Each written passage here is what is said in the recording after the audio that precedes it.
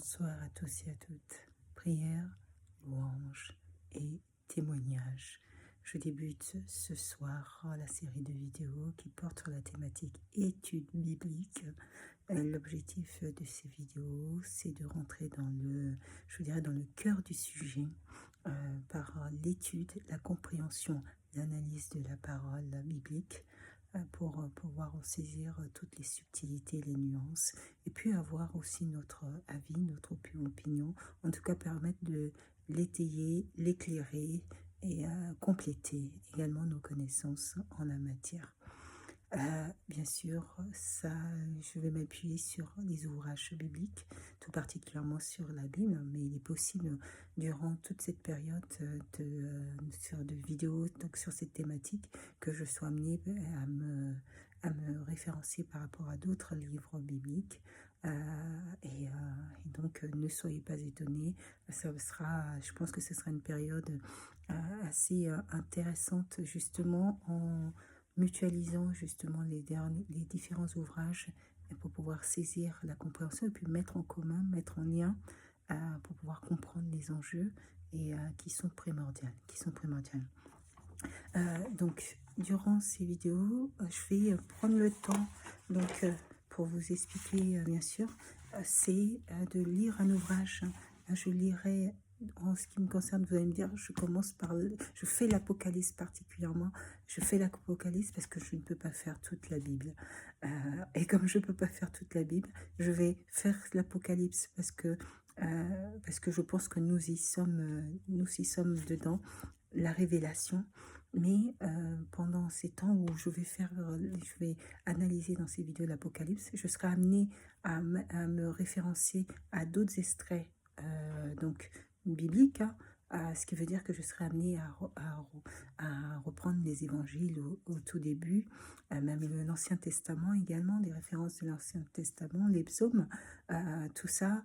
Voilà. Je pars certes de l'Apocalypse parce que nous sommes dans le cœur du sujet, mais il est toujours important de s'appuyer sur le passé pour comprendre notre avenir. Donc, je serai amenée également à aborder les différents aspects, les différentes thématiques précédemment abordées. Donc, je lirai un verset par vidéo. Aujourd'hui, bien sûr, je commence par le prélude de l'Apocalypse, un verset, et puis après, l'objectif, que ça soit clair pour vous, c'est d'analyser après ce verset,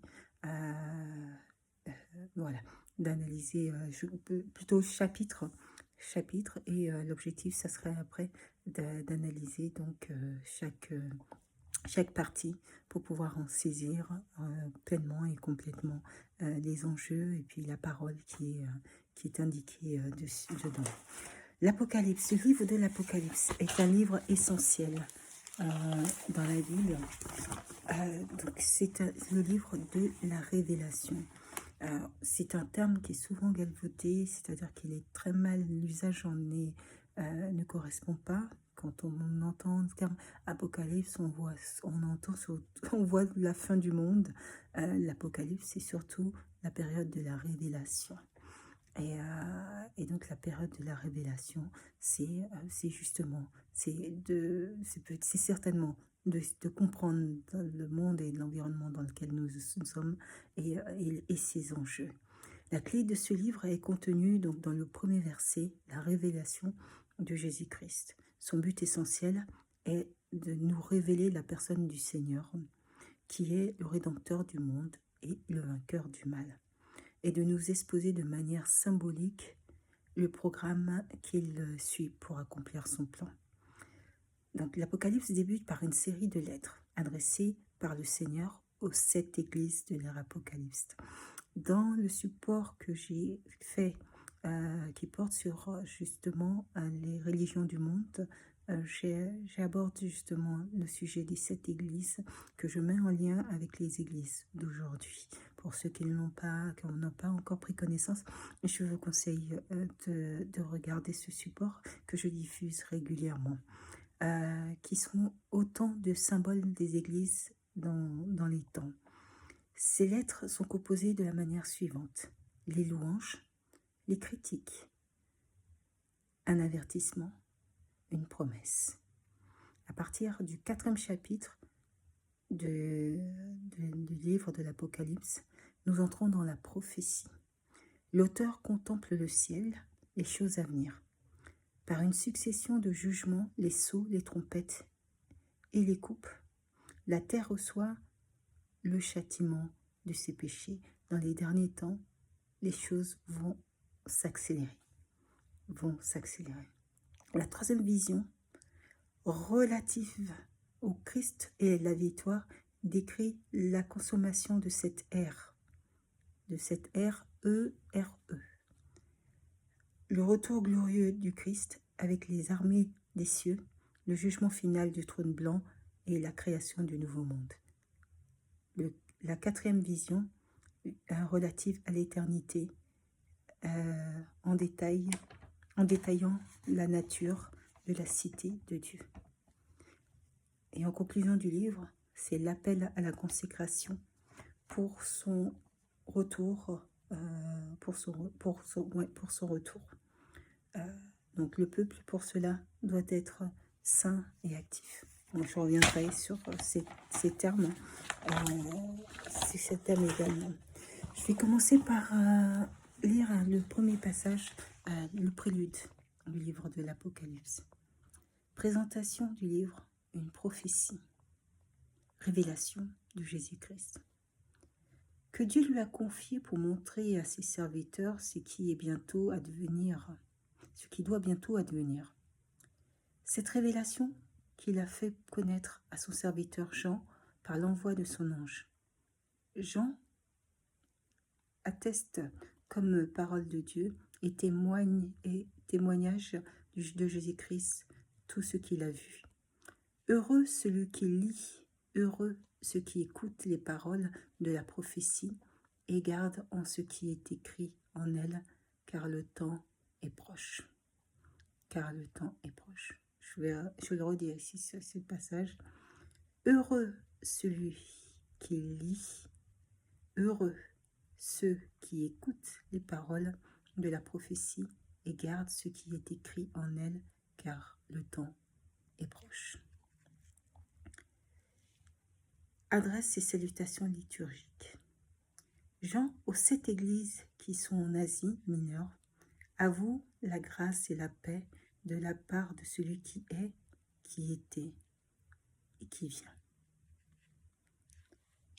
De la part des 7 esprits qui sont devant son trône, de la part de Jésus-Christ, le témoin fidèle.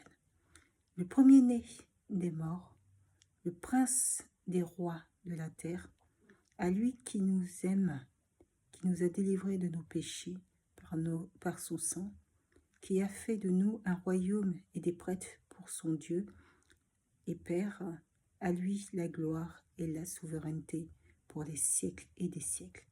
Amen. Voici qu'il vient avec les nuées, tout œil le verra. Ils le verront ceux qui l'ont transpercé, et sur lui se lamenteront toutes les tribus de la terre. Oui, Amen. Moi je suis l'alpha et l'oméga, dit le Seigneur Dieu, celui qui est, qui était et qui vient, le souverain de l'univers. Moi je suis l'alpha et l'oméga, dit le Seigneur Dieu, celui qui est, qui était, qui vient, le souverain de l'univers.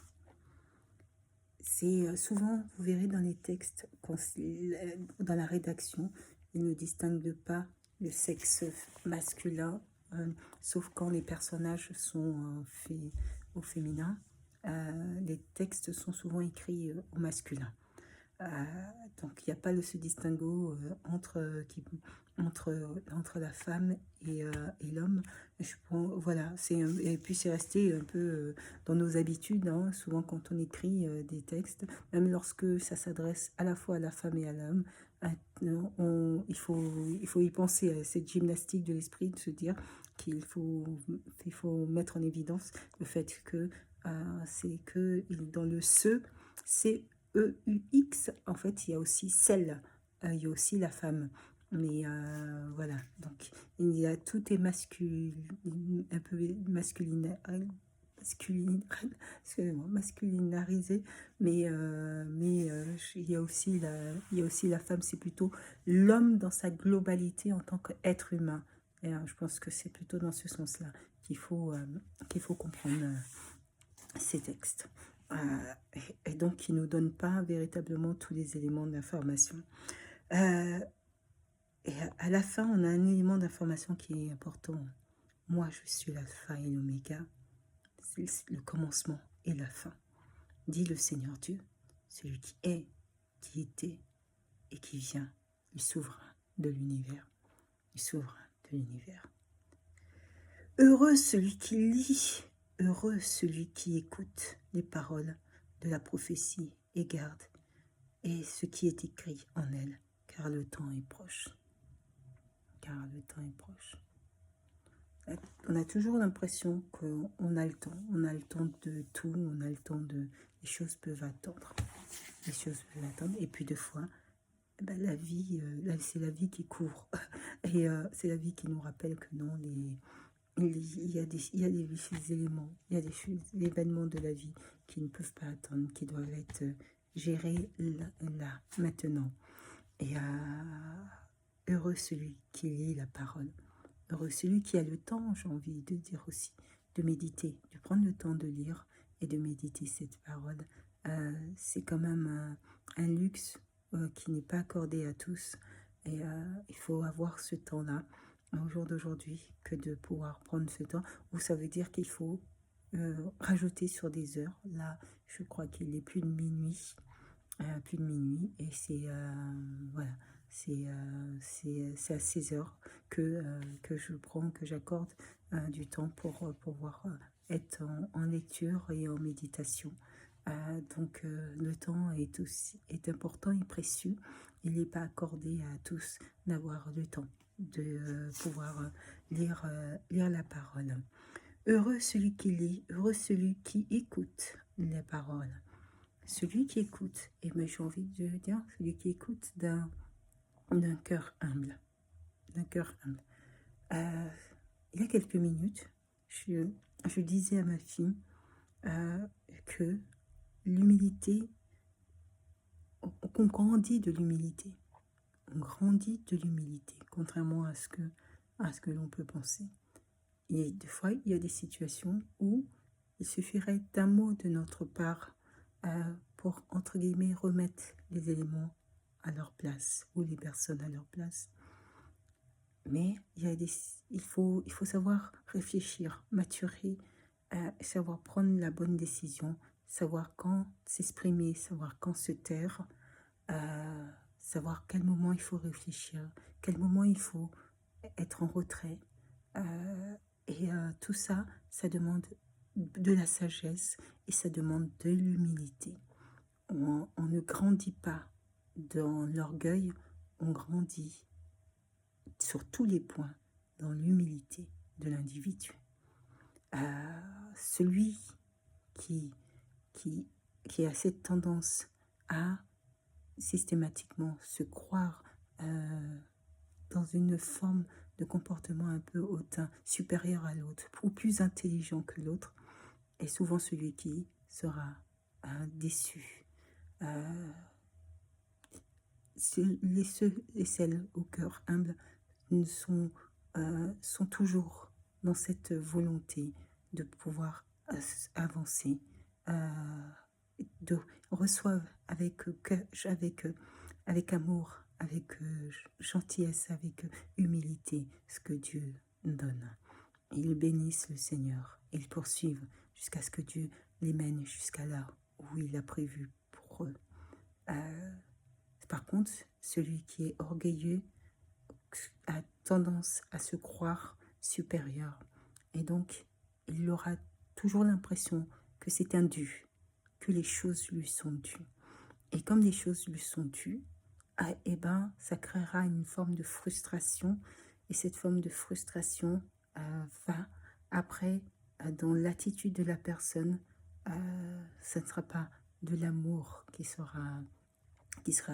transparaîtra, ce ne sera pas un bien-être. C'est la personne qui a le cœur humble n'est pas n'est pas dans une compétition à l'égard des autres, n'est pas dans une envie à l'égard des autres. La personne qui a un cœur humble regarde à soi et à son Dieu et fait en sorte que son attitude, que sa vie, que ses choix puissent plaire à Dieu.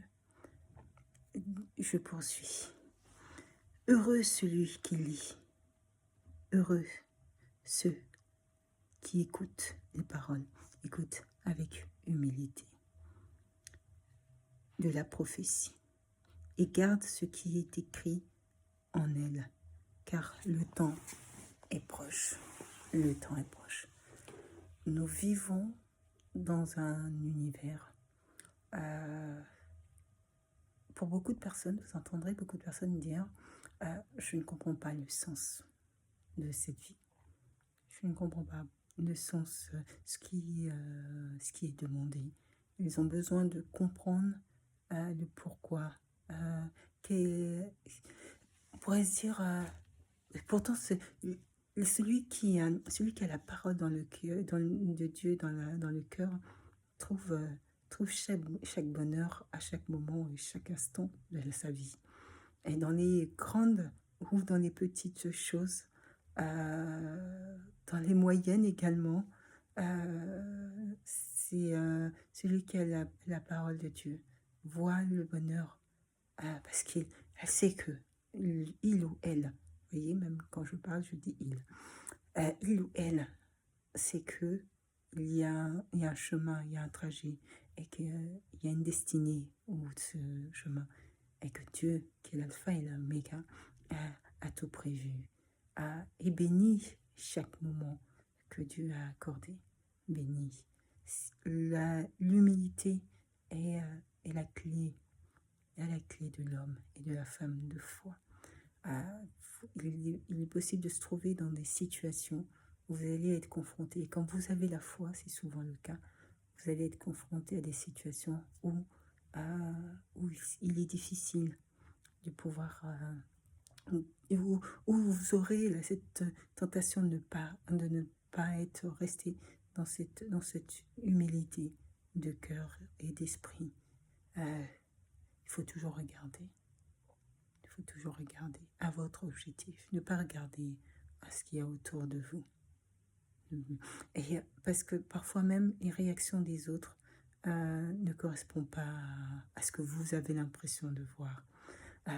C'est pourquoi il faut toujours regarder au Seigneur Tout-Puissant. Je poursuis.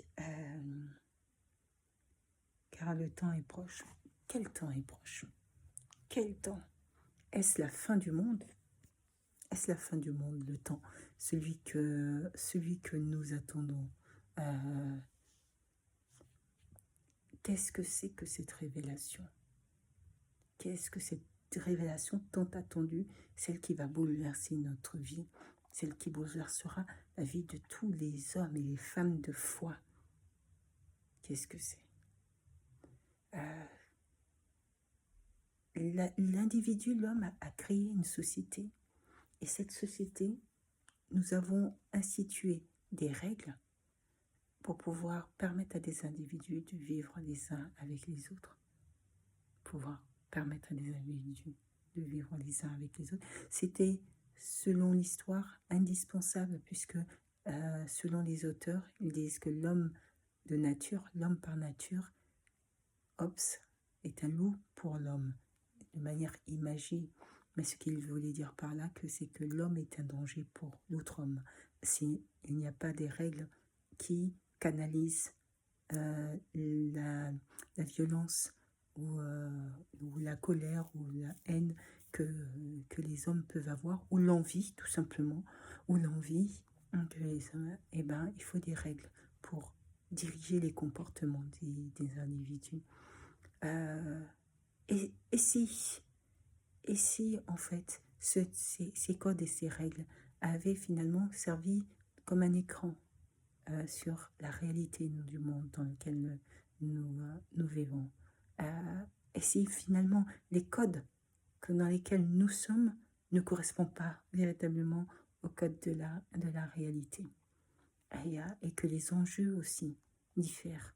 Et nous, dans notre petite position de petite personne lambda, nous n'avons pas ce regard-là, cette visibilité sur les véritables réalités et les véritables enjeux, interactions qui influent sur notre monde.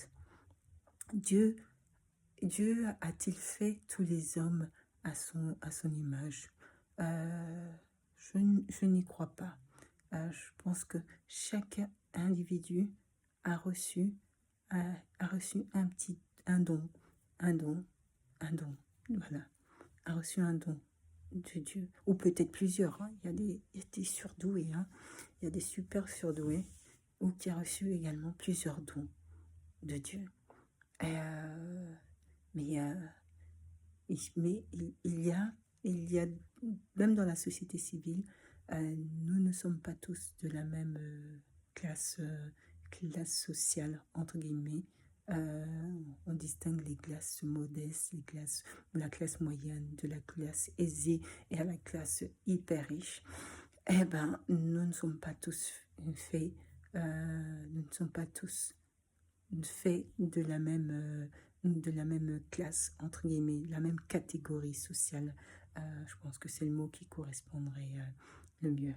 Dieu a donné des capacités, Dieu a donné un cœur, Dieu a donné une âme à chaque individu.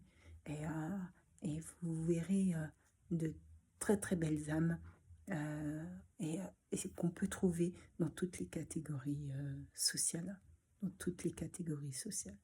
Les codes de notre société, l'écran dans lequel nous sommes, mais l'écran pas dans le sens écran télévisé, mais espèce de voile dans lequel nous sommes, peut être dissimulé la véritable réalité. Et cette véritable réalité, on peut la trouver sur d'autres aspects, d'autres domaines. La qualité du cœur, la qualité de l'âme, je pense que ce sont des éléments qui sont primordiaux pour la position que les individus ont et ce que Dieu a accordé à chacun individu. Outre les qualités, les capacités humaines que peuvent avoir ces individus, il y a aussi la beauté est un ensemble, est un tout. La beauté est un tout. Et la beauté, elle est autant de l'extérieur que de l'intérieur. Et les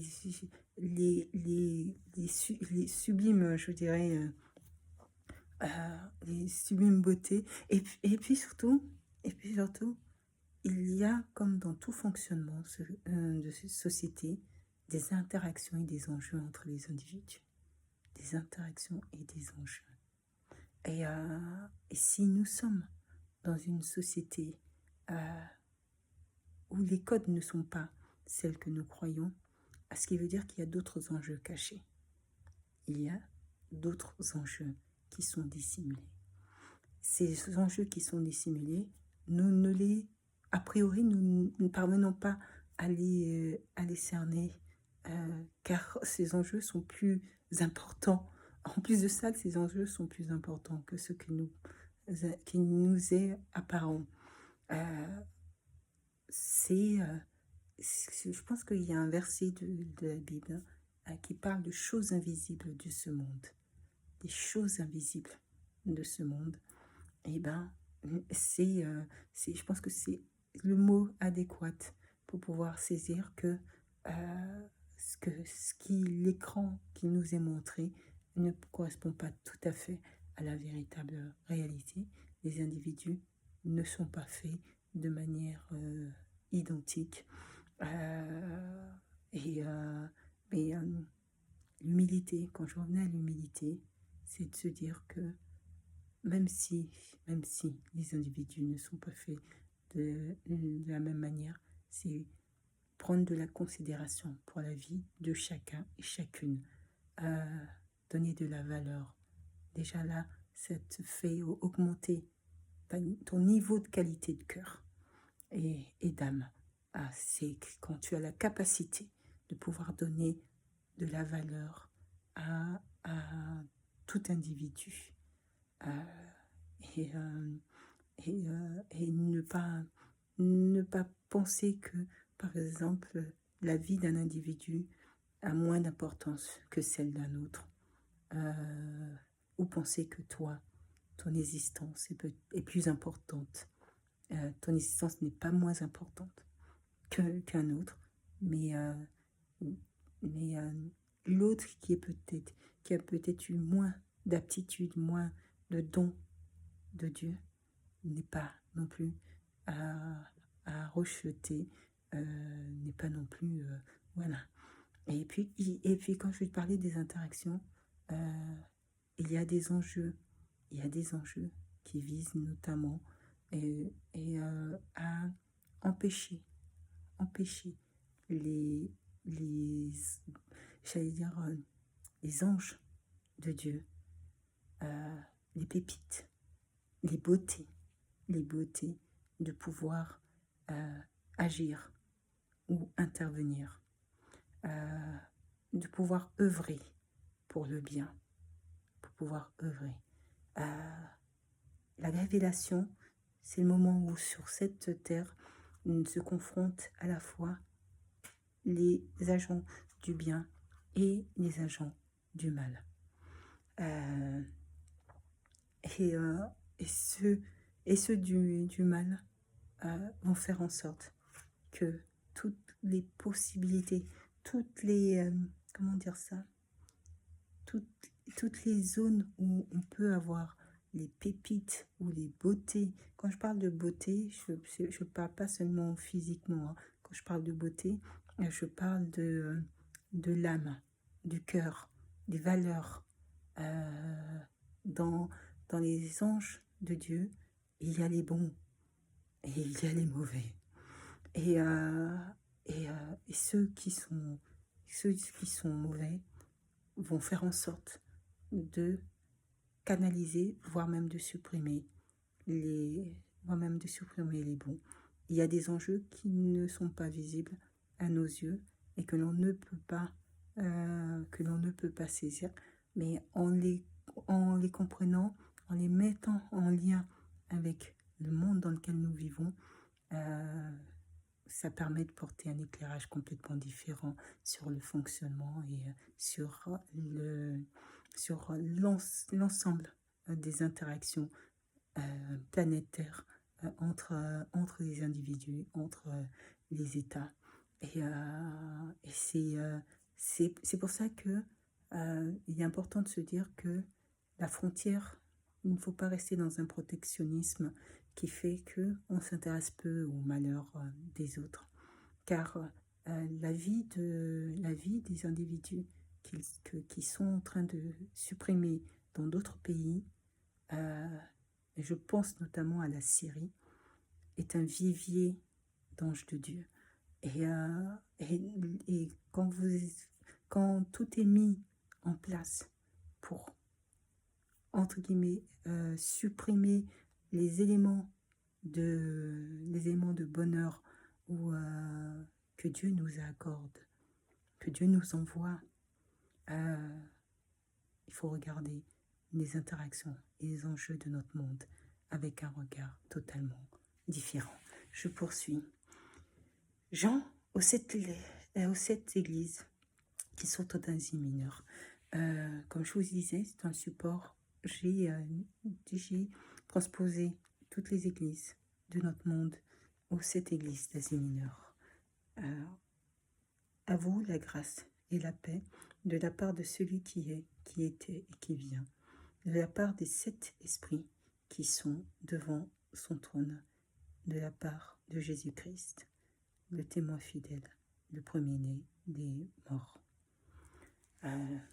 Pour ceux qui connaissent un peu l'histoire gréco-antique même, hein, plus qu'antique je dirais, alors, les Grecs ont mis en scène les dieux.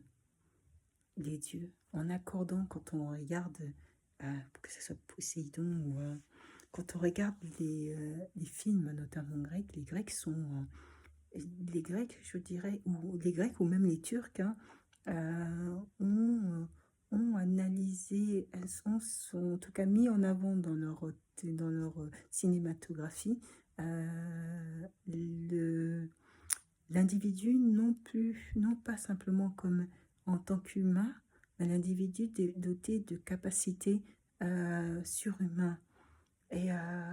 Notamment les dieux grecs, qu'est-ce que ça vraiment, est-ce que c'est possible, est-ce que ça existe, est-ce que ça a pu exister des individus dotés de cette hyper capacité et des demi-dieux qui ont cette capacité non seulement de déplacer des mers, de déplacer des montagnes, de déplacer des animaux, de déplacer, voilà, de faire mouvoir leur environnement, ou même des individus, d'autres individus. Les Grecs, l'histoire des dieux grecs, je trouve assez intéressant, moi.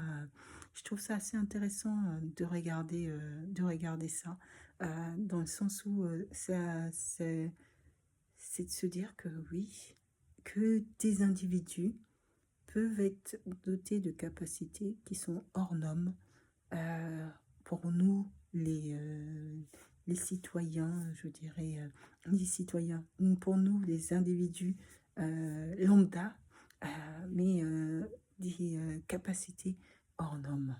Capacités hors normes. Ça paraît extraordinaire. Extraordinaire. Ou même la capacité d'influer sur le comportement d'autres individus, hein. C'est aussi une capacité, hein. C'est pas donné à tout le monde. Euh, et, euh, et donc je trouve ça assez intéressant. Je trouve ça assez intéressant à analyser. Je poursuis. Où j'en étais d'ailleurs. Le témoin fidèle, le premier-né des morts, le prince des rois de la terre. À lui qui nous aime, qui nous a délivrés de nos péchés par son sang. Oh là là, vous savez, qu'est-ce que je reconnais, qu'est-ce que j'aime pas ce passage, qu'est-ce que j'aime pas ces passages-là, il y en a plein d'autres comme ça dans la Bible, qui nous a délivrés de nos péchés par son sang. Vous pensez véritablement que si Jésus avait eu le choix, il aurait pas fait d'autre choix. Jusqu'à la dernière minute, il attendait que Dieu le sauve, jusqu'à la dernière minute. Et la dernière minute, c'est Seigneur, pourquoi m'as-tu abandonné? C'était pas un homme qui se sacrifiait voilà, par son sang. C'est un homme qui attendait qu'on vienne le sauver. Donc c'est à qui simplement, c'est parce que les hommes ont sacrifié, que les hommes et femmes, je dis plus précise, que les hommes et femmes ont sacrifié, mais Jésus ne s'est pas sacrifié. La question c'est où étaient ces anges, où étaient ces hommes et ces femmes qui auraient dû rester à ses côtés et ne pas l'abandonner. Voilà. Mais Jésus n'a pas sacrifié son sang pour Dieu n'aurait jamais demandé à son propre enfant, même si ça n'avait pas été son propre enfant, si Dieu n'aurait jamais demandé un quelconque sacrifice pour pouvoir... Dieu n'a rien à prouver. Dieu n'a rien à prouver.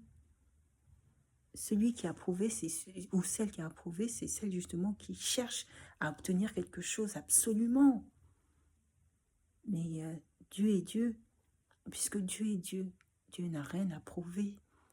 Donc Dieu n'est pas dans la recherche recherche voilà, que ça puisse, que les hommes l'aiment en sacrifiant son enfant. Mais moi je trouve que c'est, je trouve pas ça beau. Je n'y vois pas de beauté, moi. Je ne vois pas de geste beau dans ça. Euh, si Dieu véritablement aurait laissé son enfant au sacrifice à d'autres hommes, femmes, pour pouvoir convenir ou pour pouvoir leur plaire, ce n'est pas beau du tout. Ce n'est pas beau. Moi, je crois que c'est plutôt, le mal qui a agi. Et comme il fallait dissimuler ça, eh ben, il faut faire croire que c'est Dieu. Il faut faire croire que c'est Dieu qui voulait.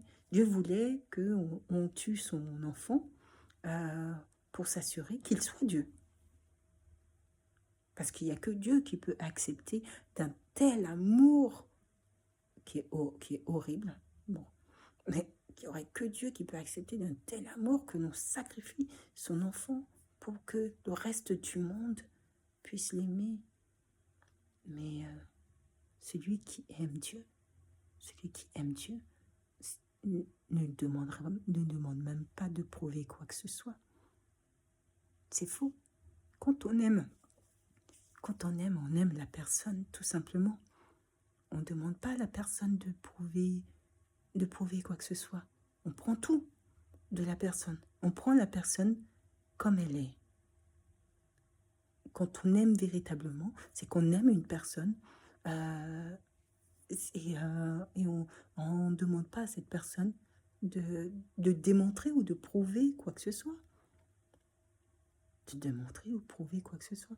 Sinon, dans ce cas-là, il n'y a pas d'amour à l'égard de cette personne. Dieu n'avait pas... Ceux qui aiment Dieu l'aimeront de toute manière.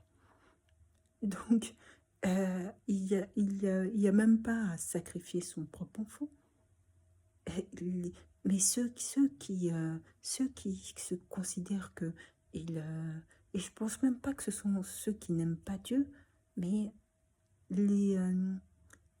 Satan, le mal, ce sont ceux qui se sont crus supérieurs à Dieu. C'est différent. Ce n'est pas qu'ils n'aiment pas Dieu, c'est qu'ils estiment qu'ils sont mieux que Dieu. Et c'est là où, comme ils considèrent qu'ils sont mieux que Dieu, ils considèrent que, en somme, pourquoi j'obéirais à ce Dieu alors que, vous savez, c'est pour ça que je parlais d'humilité. C'est pour ça que je parlais d'humilité. Pourquoi j'extrapole, hein, mais c'est un peu, mais moi, je suis mieux que votre Dieu. Pourquoi voulez-vous que je prie ce Dieu? Qu'est-ce que ce Dieu a de plus que moi? Voilà. C'est ça qui va, c'est le manque d'humilité qui va porter des individus à mener des actions pour démontrer qu'ils sont mieux que Dieu. Pour démontrer qu'ils sont mieux que Dieu. Et c'est là où on arrive à une forme de décadence, de vice, de manipulation, de manœuvres, qui sont loin de la parole des individus, loin de la parole des individus. Dieu n'a pas à sacrifier son enfant. Dieu n'aurait jamais sacrifié son enfant pour séduire ou pour plaire à des hommes. Ceux qui l'aiment l'aimeront de toute manière.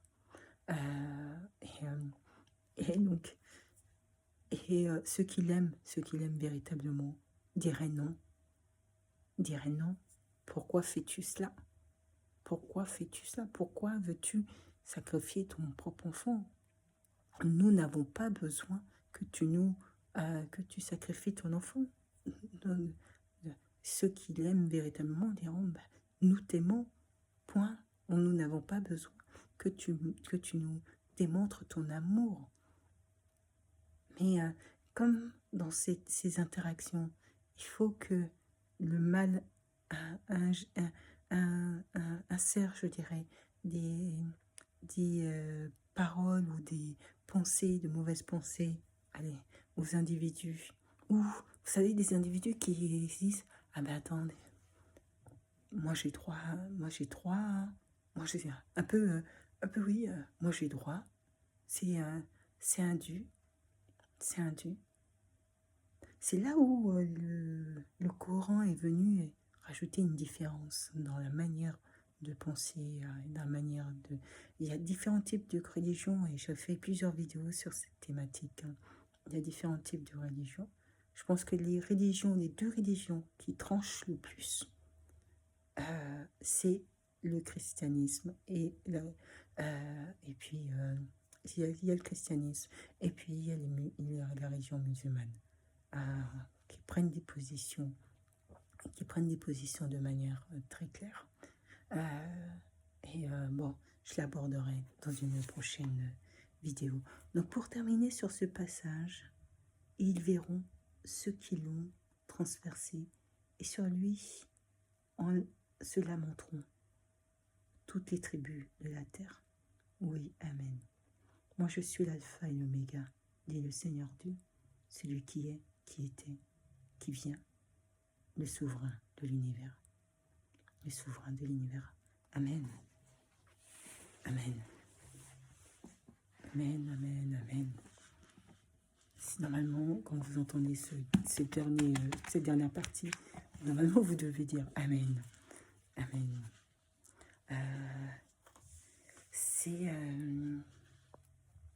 Que ferais-tu si demain Dieu venait? Que ferais-tu si demain Dieu venait? Je me suis posé la question. Que ferais-tu? Est-ce que tu changerais des choses? Est-ce que tu changerais des choses dans ta vie? Est-ce que tu te comporterais autrement? Est-ce que tu te comporterais comme là? Parce que tu sais que ton comportement est déjà conforme à ce que Dieu voudrait. Est-ce que... voilà, on peut se poser comme ça plein de questions. Qu'est-ce qui changerait si Dieu était présent? Qu'est-ce qui changerait si véritablement nous voyions les anges de Dieu? Qu'est-ce qui se passerait si nous comprenions ce qui se passe actuellement? Voilà, c'est tant de questions qui moi me... voilà, qui...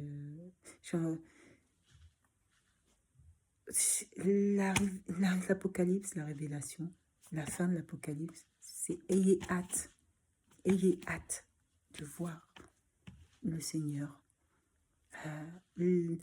Quand ils disent les temps sont proches, l'Apocalypse n'est pas la fin d'un monde. C'est pas la fin d'un monde. C'est la construction d'un tout autre système. C'est une révélation. Et c'est cette révélation qu'on cherche tous. C'est de comprendre. Mais il faut avoir un jugement, toujours chercher à ce que les cœurs humbles, vous savez, je pense que il y a beaucoup de personnes qui ont un cœur humble, et il y en a d'autres qui ont développé des cœurs remplis d'orgueil. Quand je vous disais tout à l'heure que il y a des terres au jour d'aujourd'hui où on sacrifie des anges de Dieu parce que ce sont des pépites. Et quand je dis des pépites, c'est que ce sont des beautés autant intérieures que extérieures qu'on les sacrifie pour les empêcher de pouvoir éclore, pour les empêcher de pouvoir mener l'œuvre. Et ça nous concerne tous. même dans notre à notre petit niveau, ça nous concerne tout. Les frontières ne sont plus celles qu'elles étaient. Nous ne pouvons pas considérer que l'horreur qui puisse arriver à d'autres ne nous concerne pas. L'horreur qui arrive à d'autres nous concerne, me concerne et te concerne également. Parce que ces enfants qui sont tués, qui sont massacrés, qui sont au milieu des terrains de guerre, ce sont peut-être ces enfants-là qui sont destinés à un grand destin pour notre monde et pour notre futur. Ça nous concerne, et de prendre en considération et de tenir compte de la vie de ces individus, même loin de nos yeux. C'est ne plus regarder à chaque individu. Je ne dis pas que nous sommes... je parle souvent de frères et sœurs dans l'Église, dans la foi. Nous ne pourrons pas vivre dans un monde où tout le monde sommes tous... voilà.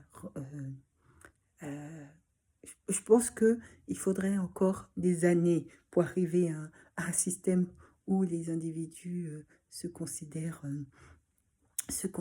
tous comme étant frères et sœurs de manière globalisée, dans la même foi, je veux dire. Nous ne sommes pas frères et sœurs de sang, mais de foi. Et,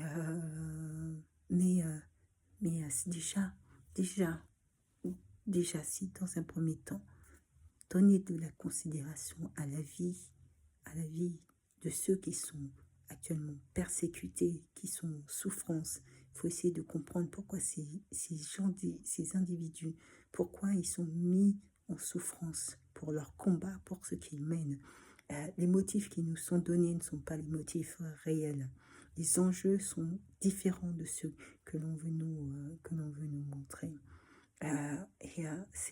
C'est à nous, en notre âme et conscience, de lever les frontières, les barrières des frontières, de sorte à ce que la souffrance des autres nous impacte. La souffrance des autres nous impacte. Et vous savez, le mal va faire, par exemple, pour que, entre guillemets, ça t'est égal, ce que l'autre, la souffrance des autres, pour que ça t'est égal, il va mettre des individus sur ton chemin. Par exemple, je veux comme ça, mais tu vas avoir peut-être un vol à ton domicile, les gens. Et bien, les gens qui vont venir te voler, ce sera des Africains, des Maghrébins. Tout. Peut-être que tu t'es même dans ton domicile et qu'ils t'ont agressé. Qu'est-ce qui va se passer? Au fond de toi, qu'est-ce qui va se passer? Au fond de toi, tu vas construire une peur, de l'animosité, de la rancœur. Pas seulement contre des individus qui t'ont agressé, mais tu auras de la crainte de cette population qui vient d'ailleurs et que tu ne connais pas. Et c'est humain. Mais c'est pour ça que je te dis, le diable met en place des stratagèmes pour construire justement ce type de situation, pour construire de la rancœur à l'intérieur de toi. Car celui qui a de la rancœur et qui a de la haine n'agit jamais avec logique, avec raisonnement. Et il agit à partir de sa peur. Et si tu as peur, tu n'iras pas chercher à venir en aide, ou tu n'iras pas militer, ou tu n'iras pas... tu vas globaliser, catégoriser, stigmatiser toute une population en te disant « Ah oui, ces gens-là, ils sont comme ça. » Mais ce qui est compréhensible, vu ce que tu auras vécu. Mais la réalité, ce que tu n'as pas compris, c'est que c'est une stratégie qui est mise en œuvre pour que justement tu ressentes ça. Ces individus auraient peut-être été blancs, mais on les a choisis noirs justement pour créer chez toi cette peur, cette animosité. Mais d'autres voleurs, d'autres seront aussi de couleur blanche. Il n'y a pas que des Maghrébins, il n'y a pas que des Noirs. Voilà. Il y a dans... C'est pas la couleur de peau. C'est pas la couleur de peau qui fait l'individu. On peut avoir des individus des individus qui vivent dans un archaïsme et il y a des individus qui sont très bien éduqués dans toutes les sociétés, dans toutes les couleurs de peau. Voilà, on n'est pas du tout dans le... il faut pas stigmatiser. Il faut pas laisser le mal, justement, imposer ces codes où justement, où tu vas, comment dire ça, observer peut-être de mauvaises attitudes de la part d'une population et tu vas stigmatiser cette population et ils cherchent à ce que tu sois dans le rejet de cette population, dans le rejet pour que ça t'est complètement égal. Parce que tu sais pas, c'est que peut-être demain, c'est la personne qui te sauvera peut-être la vie, sera peut-être un maghrébin, sera peut-être un noir. Et ils ne regarderont pas à ta couleur de peau. Moi, je le dis, je ne crois pas au racisme. Je n'y crois pas. Je pense que les enjeux sont tout autres et que le racisme est un moyen de couvrir, c'est un écran. Et ça permet justement de dissimuler les véritables réalités et les véritables enjeux. Donc, après, tu as le choix. Tu as le choix des gens qui se conduisent mal. Il y en a partout. Et il y a des gens qui se conduisent très bien. Il y a plus de gens qui se conduisent très bien que de gens qui se conduisent mal. Voilà. Et ça, peu importe la couleur de peau des personnes. Donc, le dernier passage, celui qui était, qui vient, le souverain de notre univers. Le souverain de notre univers. Amen. Amen, amen. Donc ça veut dire que, puisque si vous avez bien entendu ce que j'ai dit, le prochain chapitre, ça aborde le sujet des lettres aux églises, qui est très intéressant, c'est passionnant à lire, les lettres aux églises. Sur ce, je vais faire un temps de prière. Et puis après, je vais vous souhaiter de passer une très bonne nuit. Donc, Seigneur, mon Dieu, mon roi, sois béni, Seigneur, pour ce temps de vidéo, Seigneur. C'est toi, Seigneur, qui donne la force. C'est toi qui donne, Seigneur, et aussi les paroles de vie, hein, Seigneur, qui vont permettre à des individus, voilà, de commencer ce temps d'études publiques, de prendre le temps dans leur journée, de lire leur Bible, d'avancer sur les passages. Aujourd'hui, ça a été le prélude, donc il y aura encore d'autres lectures à venir. Il faut méditer la parole, il faut essayer de la comprendre, il faut la mettre en lien avec le monde dans lequel on vit, il faut prendre conscience des réalités dans lesquelles nous sommes, Seigneur mon Dieu. Et toi, Seigneur, tu nous accompagnes et tu nous aides, Seigneur. Pour ça, je veux te rendre grâce. Je veux te remercier pour ton amour. Je veux te remercier pour ta bienveillance, Seigneur. Sois béni éternellement, Dieu, pour ce que tu feras, Seigneur. Sois béni, Seigneur, de nous accompagner dans la compréhension, Seigneur, de ta parole. Voilà, que nous puissions, Seigneur, prendre connaissance, que nous puissions la méditer, que nous puissions aussi développer notre esprit critique, Seigneur, pour pouvoir, Seigneur, être au plus conforme, Seigneur, de ce que tu aurais souhaité. Sois béni éternellement, Dieu. Amen. Je vous souhaite de passer une bonne nuit.